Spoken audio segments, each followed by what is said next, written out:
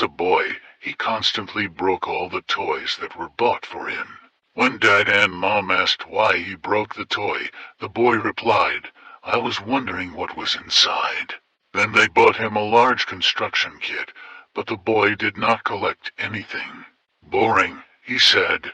And he continued to break his toys. Then he would tear off the soldier's legs and head. Then he would break the car. Then he would open up all the insides of the gun with a sound and lights. After that, Dad and Mom stopped buying him toys. And the boy began to take toys away from younger children on the street and deliberately break them, so that they also did not have toys. And all the children in the yard stopped taking toys out of the house. One day the boy was bored on the street, and he went to an old construction site. It was said that a treasure had been buried there in the basement a long time ago. But so much garbage was thrown into the basement that it was difficult to find anything there now. The boy didn't need the treasure, he just wanted to shoot a rat in the basement with his slingshot. He even imagined how much fun it would be to bring a dead rat into the yard and scare the girls. But when the boy went down to the basement at the old construction site, it was so dark that it was impossible to see not only the rats, but even the floor under his feet. Although there were rats here, something was constantly rustling in the dark. There was a squeak, and sometimes you could even see the gleam of red eyes. The boy tried to shoot at those eyes, but never hit them. The rats turned out to be faster. "We need to get further away," the boy decided, and climbed into the darkness. Here the sounds became louder. Someone was stomping in the dark, scratching with claws, and even seemed to sigh and groan.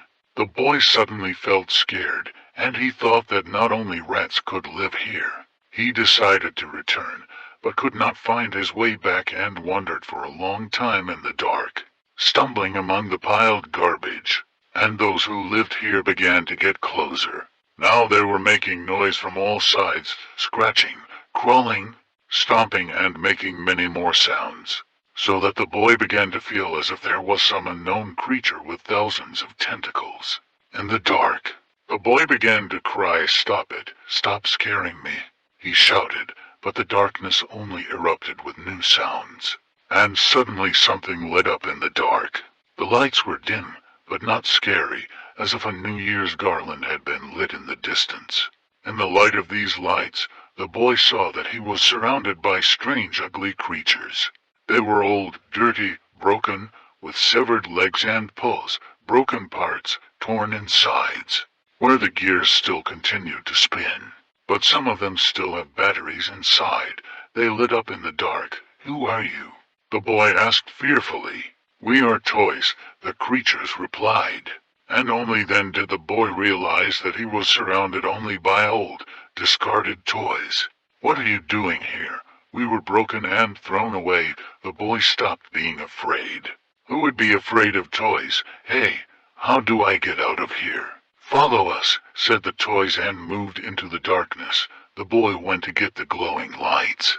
But the toys did not lead him to the exit, but to some deep pit.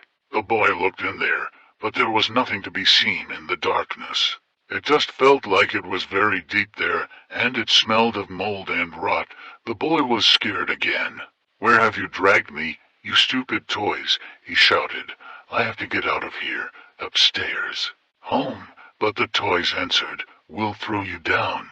You'll break down, and we'll see what's inside you." And at once they moved closer to him. "Don't!" The boy was scared and started talking again. "I won't do it anymore." The toys just stared at him in silence and moved closer again at once. And then the glowing lights went out, and the boy was left alone in the darkness and silence. He wanted to run, but he didn't know which way to go, and was afraid of falling into a pit. "We need to sit down on the ground and move by touch," the boy thought. But then he felt something coming at him out of the darkness, and took a step back, not immediately realizing that there was no support under his foot, and he was falling down. And then the boy screamed.